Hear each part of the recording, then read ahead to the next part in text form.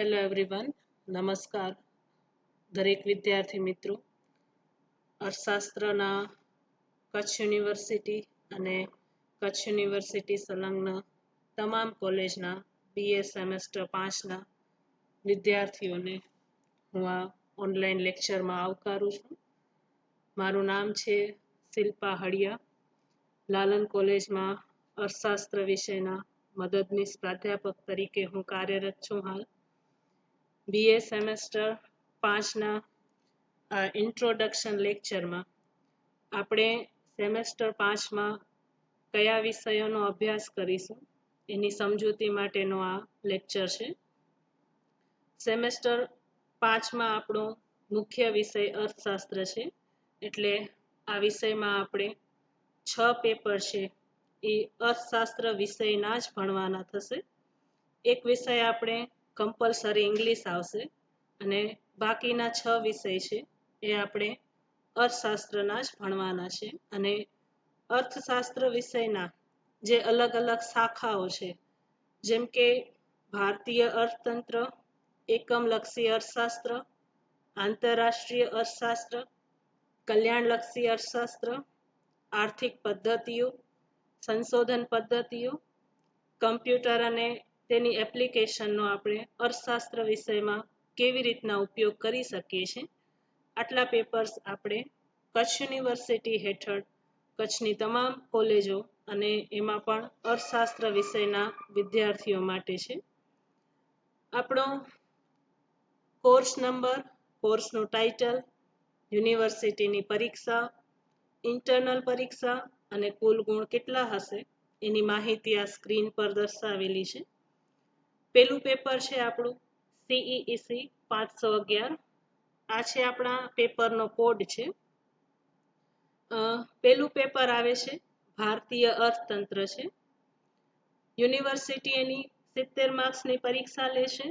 આંતરિક પરીક્ષા છે એ 30 માર્ક્સની હોય છે અને કુલ ગુણ છે એના 100 માર્ક્સ છે. આવી જ રીતના 6 પેપરનું માર્કિંગ યુનિવર્સિટી પરીક્ષા હોય, ઇન્ટરનલ પરીક્ષા હોય, એનું સેમ છે, સમાન છે. બીજું પેપર આપણે આવે છે CEEC 512 એકમલક્ષી અર્થશાસ્ત્ર. ત્રીજું પેપર CEEC 513 આંતરરાષ્ટ્રીય અર્થશાસ્ત્ર છે, જે આપણે આંતરરાષ્ટ્રીય અર્થશાસ્ત્રના સિદ્ધાંતો અને ભારતનો વિદેશ વ્યાપાર એના સંબંધી આપણે આ વિષયમાં ભણવાનું આવશે. 514 નંબરનું પેપર છે કલ્યાણલક્ષી અર્થશાસ્ત્ર છે. 515નું પેપર છે આર્થિક પદ્ધતિઓ અને 516A અને 516B એમાંથી આપણે પોતાનો મનપસંદ વિષય સંશોધન પદ્ધતિ હોય કે કમ્પ્યુટર અને એપ્લિકેશન વિદ્યાર્થીઓ પોતાની રીતે રાખી શકે છે, તેમના માટે ઓપ્શનલ વિષય છે.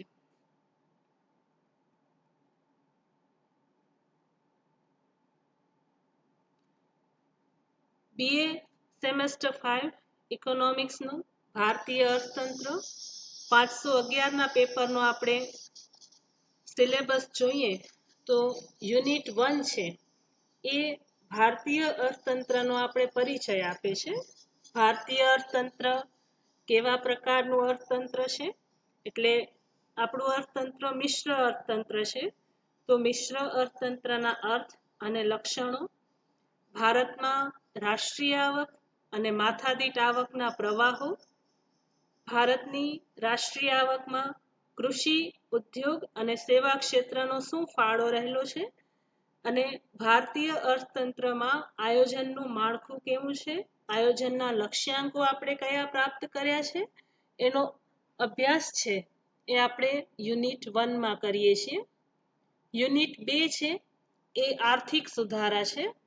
આપણે 1990-91ની સાલમાં આપણા દેશમાં જે આર્થિક સુધારાઓ લાગુ કરવામાં આવ્યા અને 1990-91ની સાલમાં જે આર્થિક કટોકટી ઊભી થઈ એના કારણે આપણે ઉદારીકરણ, ખાનગીકરણ, વૈશ્વિકીકરણ, આપણી આર્થિક નીતિઓ, એમાં આર્થિક કાયદાઓ, ઔદ્યોગિક નીતિ, 1991 પછીની આયાત અને નિકાસ નીતિ, આનો અભ્યાસ આપણે યુનિટ 2 માં કરીએ છીએ. યુનિટ 3 છે એ ભારતીય આર્થિક નીતિ છે, એટલે કે સમયે સમયે આપણે આપણી આર્થિક નીતિઓમાં શું પરિવર્તન કર્યા છે.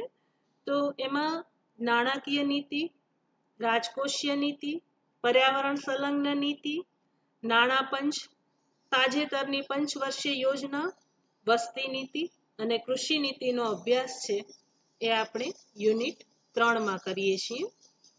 3 યુનિટનો આપણો સિલેબસ છે અને સિલેબસ મુજબ આપણે આપણી યુનિવર્સિટીની પેપર સ્ટાઇલ પણ આપેલી છે યુનિવર્સિટીએ. તો રેગ્યુલર અને એક્સટર્નલના જે વિદ્યાર્થીઓ છે એને રેગ્યુલરના જે વિદ્યાર્થીઓ છે એને ભાગ અ અટેન્ડ કરવાનો હોય છે અને એક્સટર્નલના વિદ્યાર્થીઓ છે એને યુનિવર્સિટી પ્રશ્નપત્રમાં ભાગ 1 અને 2 બંને અટેન્ડ કરવાના હોય છે. હવે આપણા માટે સરળતા એ છે કે આપણે પહેલેથી જ ખબર છે કે પહેલા યુનિટમાંથી પહેલો પ્રશ્ન છે, બીજા યુનિટમાંથી બીજો પ્રશ્ન છે, ત્રીજા યુનિટમાંથી ત્રીજો પ્રશ્ન છે. એટલે આપણા માટે જે 60 માર્ક્સનું પ્રશ્ન આવશે, પ્રશ્ન 1, 2 અને 3, તો 3 યુનિટમાંથી પ્રશ્નો આવશે. એટલે આપણા માટે યુનિવર્સિટી પરીક્ષાની તૈયારી કરવી એકદમ સરળ બને છે.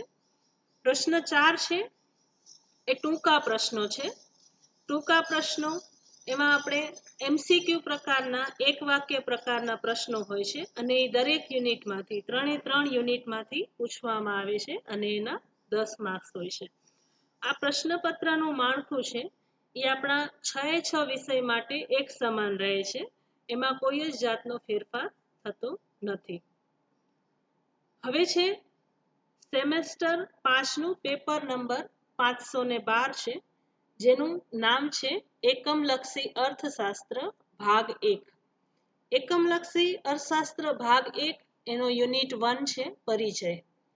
યુનિટ 1 આપણે આ પેપરનું પરિચય આપે છે. એકમલક્ષી અર્થશાસ્ત્ર શું છે, એનો અર્થ, વ્યાખ્યા, સ્વરૂપ, કાર્યક્ષેત્ર, એકમલક્ષી અને સમગ્રલક્ષી અર્થશાસ્ત્રની વિશ્લેષણ પદ્ધતિ, એકમલક્ષી અને સમગ્રલક્ષી અર્થશાસ્ત્રનું પરસ્પર અવલંબન જે છે એ આપણે યુનિટ 1 માં એનો અભ્યાસ કરીએ છીએ.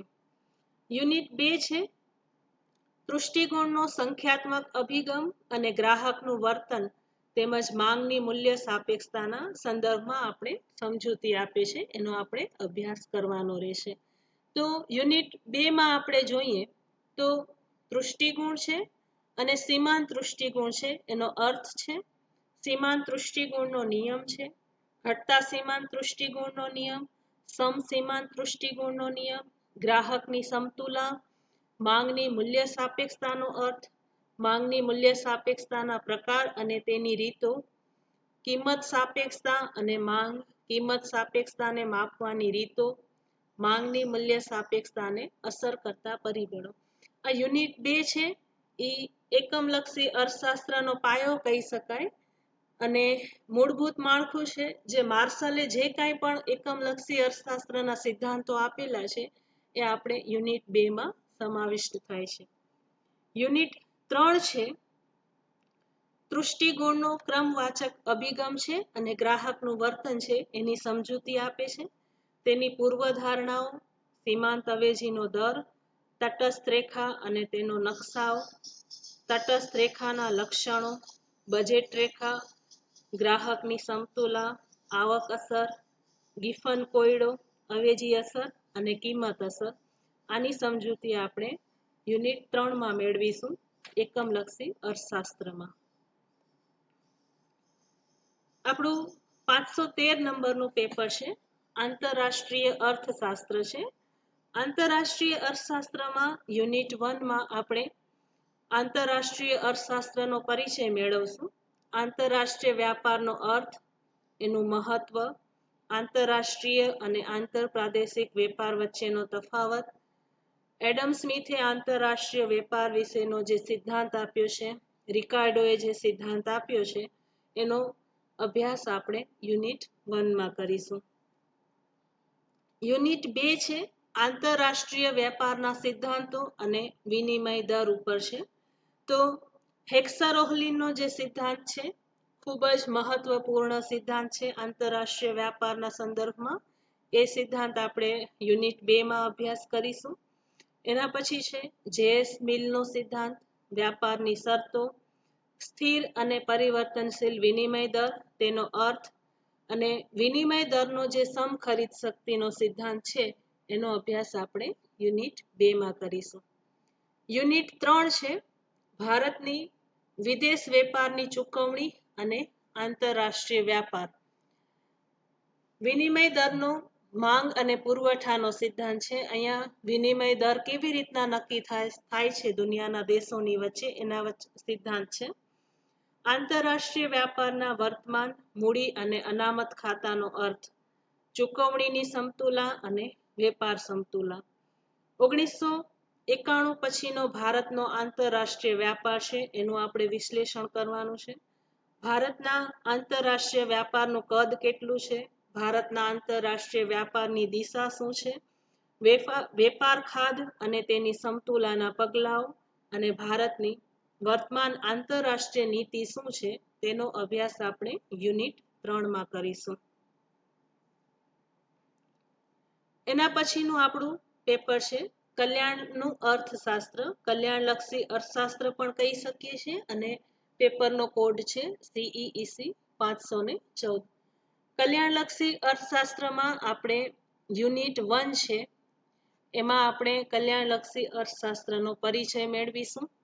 કલ્યાણલક્ષી અર્થશાસ્ત્રનો અર્થ શું છે, કલ્યાણલક્ષી અર્થશાસ્ત્રની વ્યાખ્યા શું છે, સામાન્ય કલ્યાણ અને આર્થિક કલ્યાણ વચ્ચેનો તફાવત, કલ્યાણના લક્ષણો અને તેને અસર કરતા પરિબળો, કલ્યાણની માપનની સમસ્યાઓ, આટલી બાબતોનો અભ્યાસ આપણે યુનિટ 1 માં કરીશું. કલ્યાણનો પ્રશિષ્ટ અભિગમ. પ્રશિષ્ટ અર્થશાસ્ત્રીઓની દ્રષ્ટિએ કલ્યાણલક્ષી અર્થશાસ્ત્ર શું છે એનો અભ્યાસ આપણે યુનિટ 2 માં કરીશું. તો યુનિટ 2 છે એ આપણે કલ્યાણનો પ્રશિષ્ટ અભિગમ, તેમાં પણ માર્શલના અભિગમ, પ્રોફેસર પીગુના અભિગમ, સામાજિક કલ્યાણ, અમર્ત્ય સેનનો કલ્યાણ વિશેનો અભિગમ છે અને આર્થિક વિકાસ અને કલ્યાણ છે. આ બાબતોનો અભ્યાસ આપણે યુનિટ 2 માં કરીશું. યુનિટ 3 છે એ આપણે કલ્યાણના સિદ્ધાંતોની સમજૂતી આપે છે, એટલે કે કલ્યાણલક્ષી અર્થશાસ્ત્ર આપણે કયા સિદ્ધાંતો આપે છે.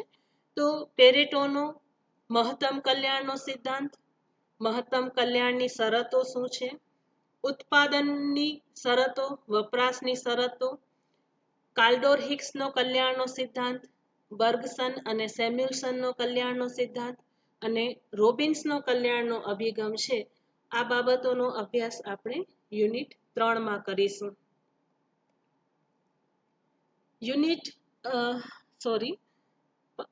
પેપર નંબર 15 છે આપણું આર્થિક પદ્ધતિઓ. એનો કોડ છે CEEC 515 અને પેપરનું નામ છે આર્થિક પદ્ધતિઓ. આર્થિક પદ્ધતિઓ કોઈ પણ દેશનું અર્થતંત્ર છે એ કઈ પદ્ધતિના આધારે કાર્ય કરે છે એના વિશેની આપણે સમજૂતી આપે છે. યુનિટ 1 છે એ આપણે પરિચય આપે છે. આર્થિક પદ્ધતિ શું છે, તેનો અર્થ, કાર્યક્ષેત્ર અને મહત્વ, તુલનાત્મક અભ્યાસ પદ્ધતિઓ છે અને શ્રેષ્ઠ આર્થિક પદ્ધતિના નિર્દેશકો શું હોય છે એનો પરિચય આપણે યુનિટ 1 આપે છે.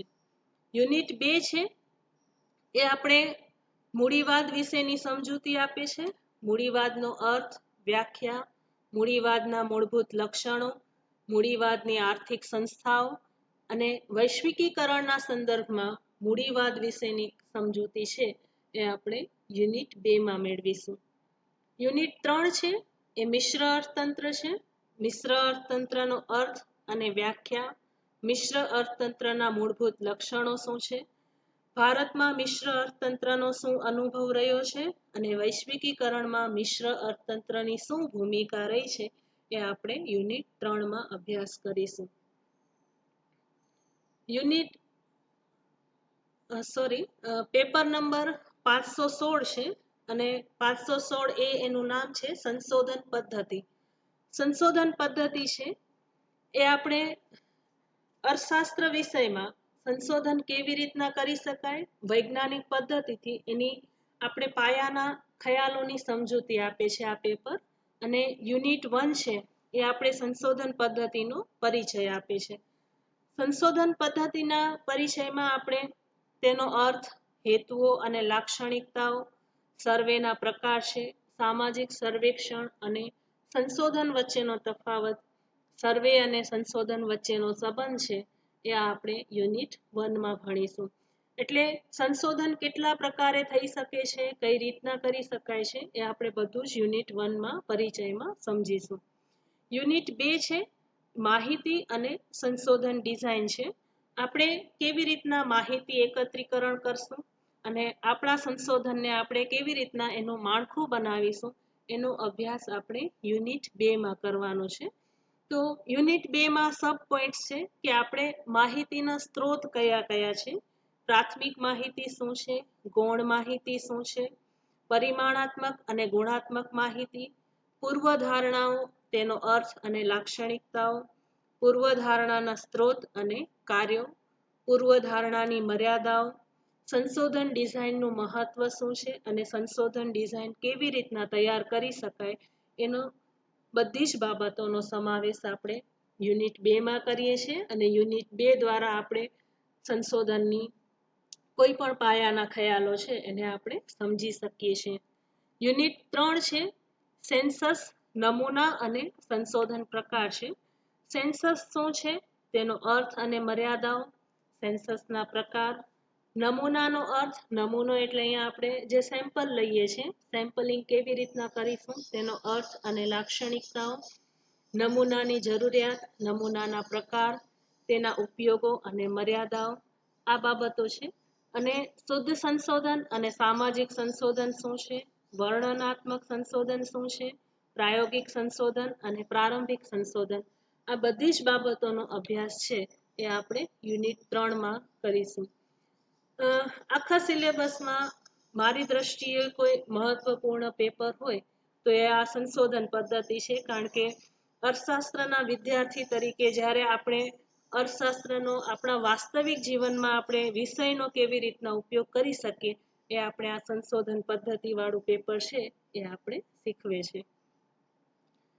પેપર નંબર 516 છે કમ્પ્યુટર એપ્લિકેશન. આપણા માટે આ ઓપ્શનલ પેપર છે એટલે 516 બી એને ઓપ્શનલ પેપર તરીકે આપેલું છે. જે વિદ્યાર્થીઓને કમ્પ્યુટરમાં રસ હોય તો એ આ વિષય છે પોતે સિલેક્ટ કરી શકે છે. કમ્પ્યુટર એપ્લિકેશન છે એ આપણે યુનિટ 1 માં એનો પરિચય મેળવીએ છીએ. કમ્પ્યુટરનો પરિચય, કમ્પ્યુટરના મુખ્ય અંગ કયા છે અને તેના કાર્યો શું છે, આ બાબત છે આપણે જાણી શકીએ છીએ. કમ્પ્યુટરની કાર્યાત્મક આકૃતિ, કમ્પ્યુટરના પ્રકારો, સૂક્ષ્મ, મિની, માઇક્રો અને સુપર કમ્પ્યુટર શું છે એ આપણે એની સમજૂતી યુનિટ 1 માં મેળવી શકીએ છીએ. યુનિટ 2 છે કમ્પ્યુટર હાર્ડવેર. એમાં આપણે CPU, monitor, disk, scanner, keyboard, mouse અને પ્રિન્ટર આ સંબંધી બધી જ બાબતોનો અભ્યાસ છે એ આપણે યુનિટ 2 માં કરીએ છીએ. યુનિટ 3 છે કમ્પ્યુટર સોફ્ટવેર અને માહિતીનું વિશ્લેષણ છે. સિસ્ટમ સોફ્ટવેર એટલે કે ઓપરેટિંગ સિસ્ટમો શું હોય છે, અન્ય સોફ્ટવેર છે, કમ્પ્યુટરનો ઉપયોગ આપણે કેવી રીતના કરીએ છીએ, MS એક્સેલનો ઉપયોગ, માહિતી વિશ્લેષણ અને આગાહી માટે કાર્યો, સરવાળો, સરેરાશ, મધ્યસ્થ અને ડિવિઝન છે એ આપણે આનો અભ્યાસ કરશું યુનિટ 3 માં. તો વિદ્યાર્થી મિત્રો, આશા છે કે આજે સિલેબસનો જે પરિચય મેં કરાવ્યો એનાથી તમને જરૂર સમજવામાં સરળતા રહી હશે આપણા સિલેબસને. અને સિલેબસ છે એ કચ્છ યુનિવર્સિટીના મુખ્ય વિષય અર્થશાસ્ત્રના જે કોઈ પણ કોલેજના વિદ્યાર્થીઓ હોય, કચ્છની કોઈ પણ કોલેજના વિદ્યાર્થી અને મુખ્ય વિષય જેને અર્થશાસ્ત્ર રાખેલ છે તે તમામને આ લેક્ચર છે એ ઉપયોગી થશે. Thank you so much. Have a nice day.